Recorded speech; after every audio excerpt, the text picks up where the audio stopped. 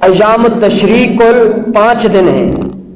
ایک 9 ذی الحجہ عید سے ایک دن پہلے، ایک عید کا دن، ایک آج کا دن، ایک کل 12 ذی الحجہ کا دن، اور پھر 13 ذی الحجہ کا دن. یہ ایام تشریق کے دن ہیں کہ یہ تکبیرات کہنا واجب ہے.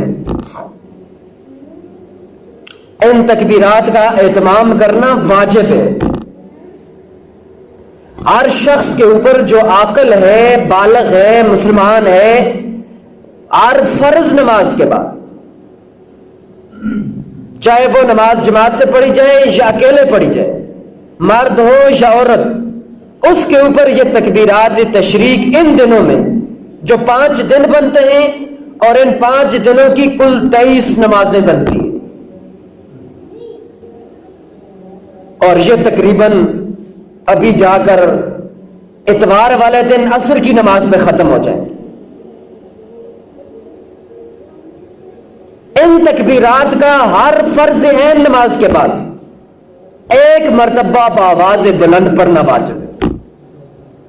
ان تکبیرات کو بآواز بلند پڑھنا چاہیے. اللہ تعالیٰ نے اس بات کو حکم دیا ہے. یہ دن ایسے ہیں کہ ان دنوں کی عظمت کی وجہ سے،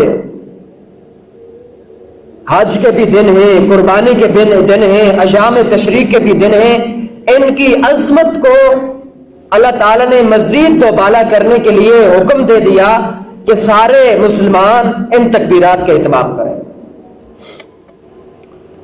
تو ان تکبیرات کے حوالے سے پہلی بات یہ ہے کہ ہر فرض نماز کے بعد بآواز بلند کہنی واجب ہے. مردوں کو بھی اور عورتوں کو بھی گھروں میں اس کا اہتمام کرنا چاہیے، ان کے اوپر بھی یہ واجب ہے. دوسری بات یہ ہے کہ یہ تکبیرات فرض نماز کے بعد کہنی ہے. سنتوں کے بعد، نفلوں کے بعد، وتر کے بعد اس کا حکم نہیں ہے، بلکہ جو بھی فرض نماز پڑھے، چاہے جماعت سے پڑھے یا اکیلے پڑھے، جماعت رہ بھی جائے، تب بھی یہ تکبیرات ہم نے فرض نماز کے بعد کہنی. لیکن فرض میں سے بھی فرض عین نمازوں کے بعد. یہ فرض عین کا لفظ اس لیے استعمال کیا کہ فرض نمازوں کے اندر تو نماز جنازہ بھی فرض ہے، لیکن وہ فرض عین نہیں ہے، فرض کفایہ ہے.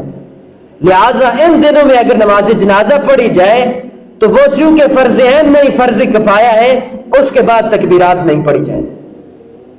فرض نمازوں کے بعد، جمعے کی نماز کے بعد ان تکبیرات کا اہتمام کرنا واجب ہے. اور دوسری بات یہ ہے کہ یہ جو تکبیرات ہیں، ان تکبیرات میں ایسا شخص جو نماز پڑھنے کے لیے مسجد کے اندر آیا اور اس کی کچھ رکعتیں رہ گئی تھی، یعنی اس کو پوری جماعت نہیں ملی، اس نے امام کے سلام پھیرنے کے بعد اٹھ کر کچھ رکعتیں پڑھنی ہیں، تو وہ شخص جب اپنا بعد میں سلام پھیرے گا اپنی نماز پوری کر کے، اس کے اوپر بھی یہ تکبیر پڑھنی واجب ہے. جس سے کچھ رکعتیں رہ جائیں، وہ جب اپنی نماز مکمل کرے گا تو بعد میں پھر ان تکبیرات کے اہتمام کرے گا. اس حوالے سے لوگوں کے اندر کمی پائی جاتی کہ اگر جماعت کے ساتھ نماز پڑھی جائے تو سب ان تکبیرات کا تو اہتمام کرتے ہیں، لیکن کسی کی کچھ رکعتیں رہ جائیں اور اس کو بعد میں اسلام پھیرنے کے بعد ان تکبیرات کو پڑھنا چاہیے، اس کے اوپر بھی یہ واجب ہے.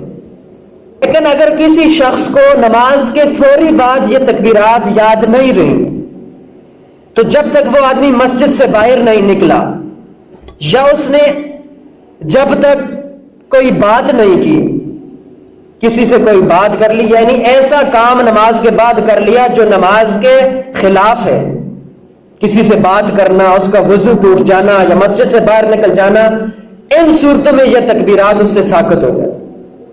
اگر نماز پڑھی اور ابھی ادھر ہی صف میں بیٹھا ہوا ہے، نہ کسی سے بات کی، نہ مسجد سے اٹھ کر نکلا، اگرچہ دیر ہو چکی ہے تھوڑی سی، اب اس کو یاد آ گئی، تو اب بھی یہ آدمی تکبیرات پڑھے.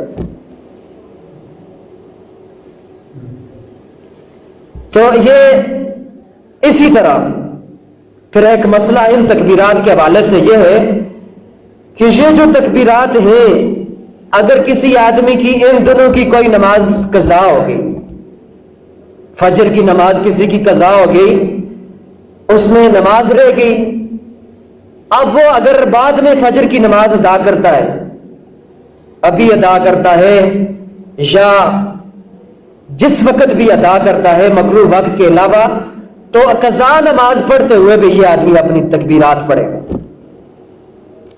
انہی دنوں کے اندر اگر وہ اپنی اس قضا نماز کو ان دنوں کے علاوہ بعد میں پڑھتا ہے، یعنی جب جو دن گزر جاتے ہیں پھر وہ آدمی اپنی نماز قضا کرتا ہے، یعنی 13 ذی الحجہ کے بعد کرتا ہے اپنی کسی نماز کو جو ان دنوں میں رہ چکی تھی، تو پھر اس کے اوپر تکبیر پڑھنی تو واجب نہیں۔ انہی دنوں کے اندر اگر کسی قضا نماز کو پڑھیں گے، اس قضا نماز کے بعد بھی ان تکبیرات کے اہتمام کرنا ہے۔ تو ان تکبیرات کے حوالے سے یہ چند مسائل تھے، اس کے اندر لاپرواہی نہیں کرنی چاہیے۔ اگر کوئی آدمی ان تکبیرات کو ادا نہیں کرتا ہے تو اس کے اوپر استغفار کرنا واجب ہے، کیونکہ یہ تکبیرات واجب ہیں اور ان کے چھوڑنے کی وجہ سے واجب چھوڑنے کا گناہ ہوتا ہے، اس آدمی کو استغفار کرنا ہے۔